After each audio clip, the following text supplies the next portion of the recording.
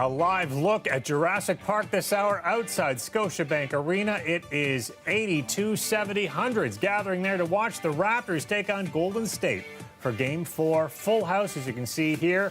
The arena actually tweeting that all of the zones along Bremner are at capacity for tonight's tailgate. You see the fans there hanging on every shot in this game tonight. Good evening, I'm Mike Wise. Let's get right to the highlights from the first half. Now Cousins with a ball fake.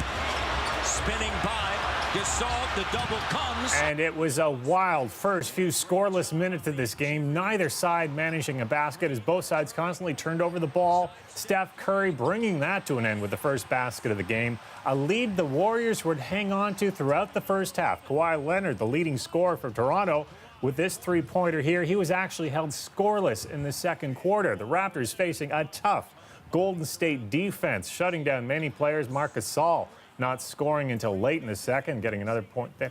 Raptors down 4 points at the break, though. They would battle back into the third and continuing right now into the fourth. We're want to go now to our Greg Ross outside Oracle Arena in Oakland. I want to get your thoughts on this, Greg. Now, tough defense the Raptors were facing there, but they're coming back in this half.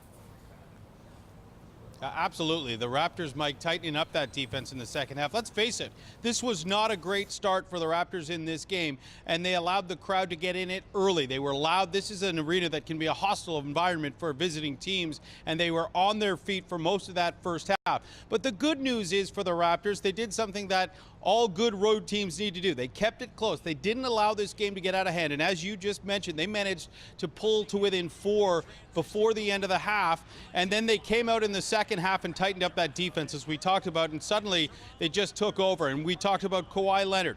What a game he is having now. In the 30s again for points. That's just becoming a regular thing for him now in these playoffs. He's also up there almost in double digits for rebounds. He's playing fantastically on both ends of the court right now. He's really taken over this game for the Raptors. And now with a 12-point lead after 3 quarters, the Raptors looking to be in very good shape. But let's not forget the fact, Mike, that this is the Golden State Warriors, and no lead is safe when you're facing them. And they've got Klay Thompson back in the lineup tonight, a guy that can hit three-pointers at will, so they could evaporate that lead very quickly. So the Raptors have to continue to play that way defensively that they've been playing so far in this second half. No, absolutely. Can't take anything for granted now. But, Greg, you've been talking to a lot of Raptor fans who've been there all week. Who'd you run into today? You know what's so interesting? There are so many fans that have come down and made the trip from Canada, and I'm not talking Toronto. I'm talking right across the country. Almost every province seems to be represented here in Oakland, and they started connecting with each other using social media. People who had never met before getting on WhatsApp and communicating in this group chat, and they were able to organize a meeting here about an hour and a half before the game started. These fans coming together, shaking hands as they met for the first time. They were cheering, they were chanting. It almost seemed like Jurassic Park South here before this game tonight. And we talked to the man who organized that WhatsApp group. Look at this. This doesn't feel like Oracle Arena. This looks like Scotiabank Arena. Look how many people are here, right? We're representing Toronto the right way. We have the best fans in the NBA, and this proves it. Everyone's introducing themselves. Vancouver, Edmonton, Calgary, Nova Scotia, Sudbury, Vegas, everywhere, right? So, yeah, it's gotten out of control, but in a good way. No provincial rivalries. It's Canada's team. We're going for it. 2 down, 2 to go. Drake's a national treasure. Don't forget it. You know, it's interesting. These fans that have been organizing have also said that they're going to stay after this game, just like we saw fans do after Game 3 in this series. The Canadian fans are going to stay back if the Raptors win, and they're going to sing "Oh Canada" again. So it could be another special moment in there if the Raptors can hang on to this lead. I think even at halftime, some of them were making their voices heard inside the stadium tonight. Okay, Greg Ross, thank you. This is Greg Ross live for us in Oakland right now. That's a scene there. We want to head back home now to Jurassic Park. The game is at 82-70 right now. Fred VanVleet was just injured, but we want to go to our Hawaii Fidel outside of Jurassic Park. Hawaii, what's happening there? Well, Mike, as you said, the score is 82-70 right now, which means Raptors have a pretty decent lead. It's probably one of the biggest ones that have happened so far this game. And even while the Raptors were down, you know who wasn't? These fans, Mike. They've been out here, they've been cheering, they've been holding up their flags and their our positive thoughts are working, as we can see now, because the Raptors are up. I'm going to take it over here, and this is your first time in this area, right? So what has it been like watching the game here? It's been so exciting. Everyone's energy is so fun.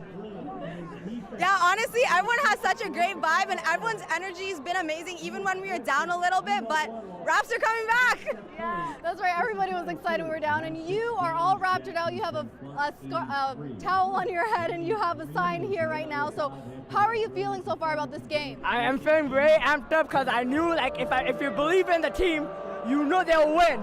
So I never looked back, and I kind of found out that it takes time to step up. So therefore, I realized that we're going to have to win it in 7. We're winning the finals in 7. And what are your predictions for this game? My prediction is seeing after that, they know they're scared. Like Golden State is scared that they're going to be facing us in our town. We're closing it, and that's over. It's over after this because they don't know that what a real city this is, showing that they don't have this kind of stuff like here, that we keep in groups and everything and family members that they need to know. And what are we thinking, guys? Are Raps going to take this? Are they going to bring it home? Yeah! Yes, because guess what? There you have it, Mike. The fans are excited, they're pumped, and they're calling for a Raps win, so we're speaking this into existence. All right. Send it back to you. Still over 9 minutes to go. Thanks a lot, Hawaii.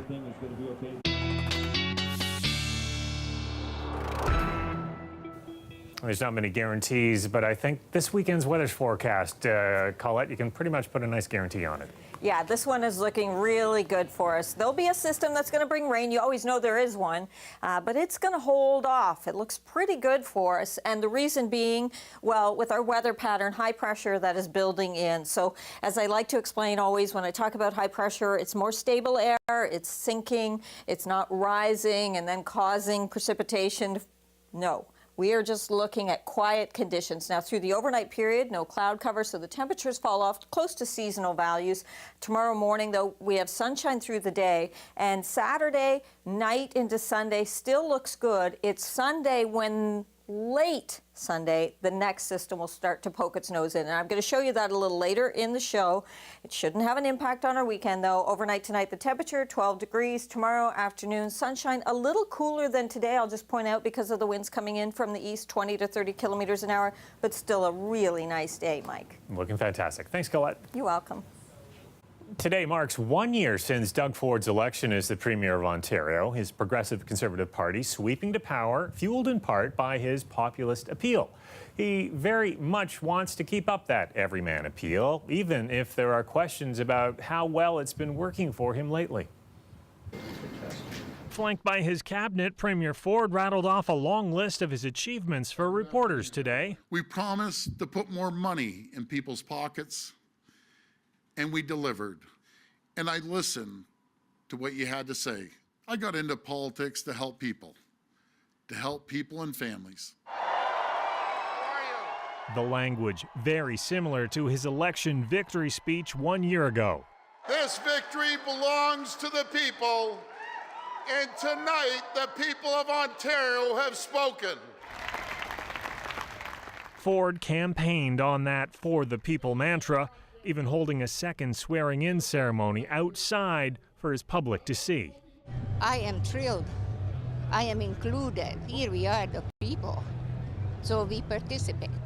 But in the year of governing since, that same lawn has been the site of protests, as he brought in austerity measures in an attempt to reduce the size of Ontario's deficit. The result has been a noticeable drop in public support.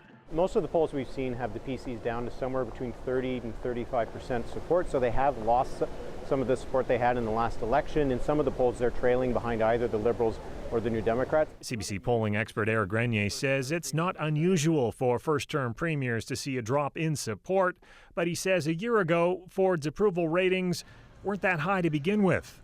Many voters concerned then about the job he'd do are still concerned. He's not really talking to people of low income. Well, let's give him more time and power. 1 year is not enough. This communication strategist who worked on his campaign team says there's plenty of time for Ford to regain his popularity. I think it's a first year in government. I think the government is, again, moving at a fast pace. And I think, 3 years from now, the pain isn't going to be seen by many. She says his first year may have been marked with a conflict between his populist approach and a traditional conservative style of governing. But Ford is clear he thinks his approach is working. Is the province better off now than it was a year ago? And the simple answer is it's not a little better off, it's 10 times better off. The legislature is now taking a break and won't resume until late October. That's, of course, after the federal election. Now, when asked, the premier said he has no plans to take part in that federal campaign. To learn more about how voters feel a year later about Doug Ford, head to our website. That's at cbc.ca/Toronto.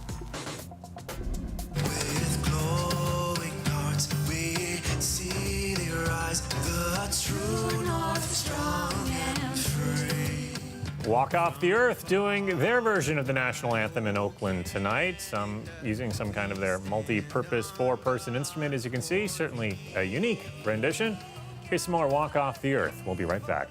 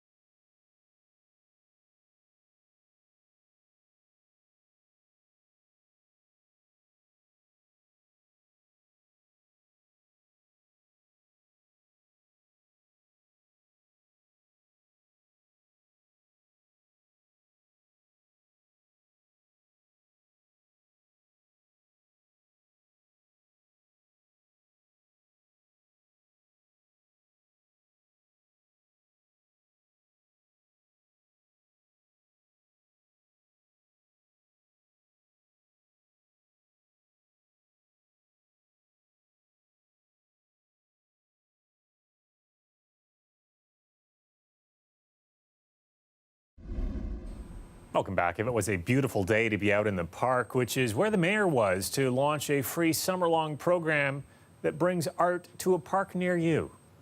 We think of incorrectly the arts in the city as being something that is available only to the chosen few who can afford to go a given place. This program has for several years now been meant to debunk that myth and to make sure that we send a strong and powerful message to people across the city that the arts are a part of the soul of our city. The arts are part of what bring a diverse city together. Arts in the Parks will host free events until the end of September. Theater, dance, movies, and festivals will take place in over 40 parks across the city of Toronto. Since the program started in 2016, over 600 artists have participated and 330,000 people have attended the events. Well, Mayor Tory also talking about his bet with the mayor of Oakland. The Charity Challenge asks fans in each city to donate to local charities, and the city with the most donations by the end of the finals wins. Here's the mayor on how that's going.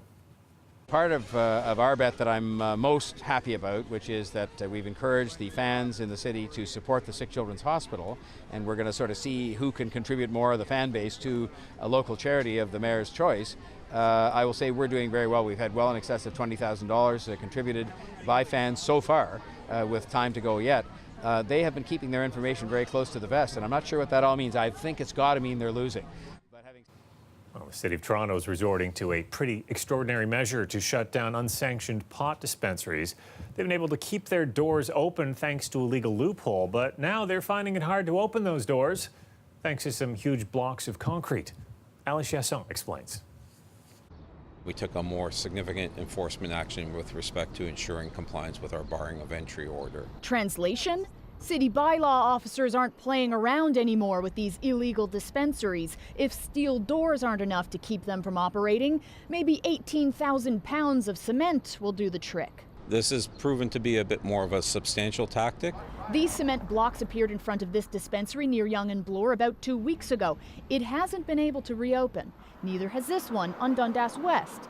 Yet at the same time, about a dozen illegal pot shops are still open today. Some because of a loophole. The city could not bar entry to storefronts that were also a residence. I remember when we had these metal doors installed, people would break a window, get inside, assemble a bed, and insist that it was a residence. Is that how they were operating? In some instances, yes. That's why the first iteration of a crackdown on the cafe line of dispensaries was a bust. The city had to remove all of the metal doors, but the province stepped in with legislation to close that loophole. Yesterday, Bill 108, which had amendments to the Cannabis Control Act, was approved and received royal assent. So going forward, a residential property that's being used to sell cannabis illegally, we will also be able to do barring of entry in those properties. As long as any legitimate residents have access to proper exits. First we have changing of the locks, steel doors, there are those fines, of course. Now we have these cement blocks. Do you see an end to this anytime soon? I'm an optimist, and yes, I do. I think we're seeing about 85% compliance with our closure orders with all the illegal storefronts we're dealing with, so we are getting there. It's just there's a few of those that are more persistent and arguably more stubborn about wanting to continue on with their illegal operations. I asked the city about any future crackdowns on illegal dispensaries, and they just said, stay tuned. Ali Chiasson, CBC News, Toronto. And Toronto police are still trying to figure out tonight if two separate fires in Scarborough last night are connected. They left multiple vehicles blackened and burned. Police aren't ruling anything out, including an alleged turf war between tow truck companies. Kelda Yoon has the details. Inside this lot near Birchmount and Eglinton, remnants of an early morning car fire. It's believed to be at least 3 vehicles. None of them are tow trucks. It is found to be in some type of parking lot or a garage for tow trucks. Police also found a gas can at the scene. And this isn't the first time that vehicles in this lot have been set on fire. Right there at the back of the lot, you can see several vehicles that have been torched, and this was from previous months. But the car fire inside the lot this morning was followed by another one soon after. Not far away on Bellamy Road, fire crews were called to this high-rise just after 2 in the morning. It's since been taken away, but when police arrived, they found a tow truck engulfed in flames here at the back of the building. A lighter fluid container was later found underneath the vehicle. Toronto police say both are being investigated as arson, but there's no indication at this point as to whether or not any of the fire or arson investigation are related to one another. And drivers in the area say they believe it's all part of an ongoing turf war between tow truck companies. In April, a Scarborough tow truck driver was shot dead outside his home. His killer has still not been caught. Neighbor Ron Williams has lived in the area for over 40 years. He says rumblings of a turf war have been around for a long time. I've heard the rumor of that probably for about the last 10 or 15 years. They always seem to be fighting amongst themselves.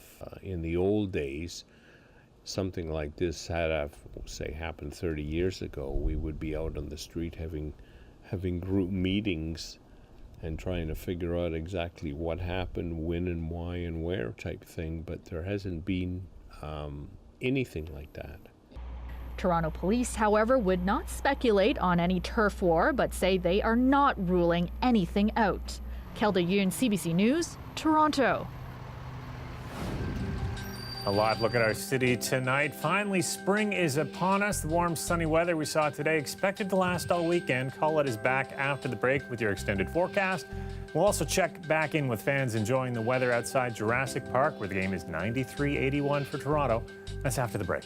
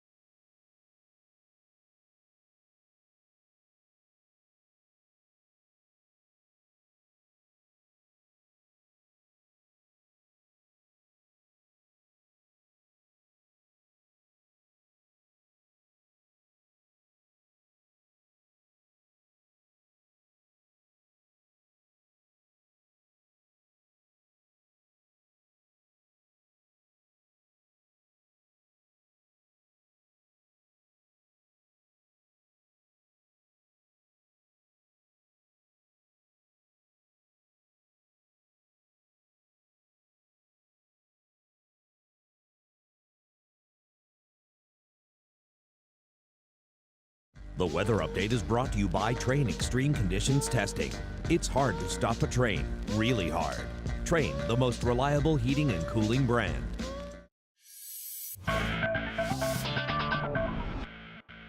In other Toronto sports news, Marcus Stroman getting the start for the Blue Jays with an interleague series against the Diamondbacks this weekend. He'd get in trouble in the fourth, down 2-0, 2 men on. Kevin Cron hits his first career homer to left. He backs up 5-0 at this point. Then in the sixth, Arizona adds another. David Peralta makes it 6-1. That'd be it for Stroman. Diamondbacks would go on to win 8-2. And here is another live look at Jurassic Park. Fans on edge as the game clock ticks down. Right now, with about 4 minutes to go in the fourth, Raps leading 95-83. And take a look at this. People watching the game on a projected screen at the Aga Khan Museum in North York. Quite the turnout there as well. The museum says it's delighted to bring Raptors fans together to enjoy the historic experience that has been 24 years in the making.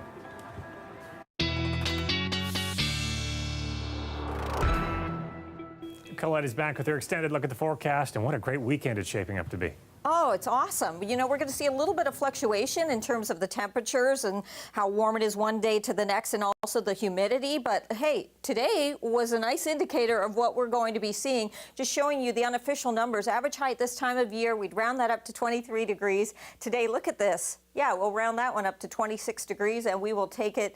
And our average low this time of year, closer to 11 degrees. We'll be almost on that overnight tonight, just a little bit milder. So the precipitation outlook, well, we don't have to worry about any. Not overnight tonight, not through the day on Saturday. We get sunshine through the period.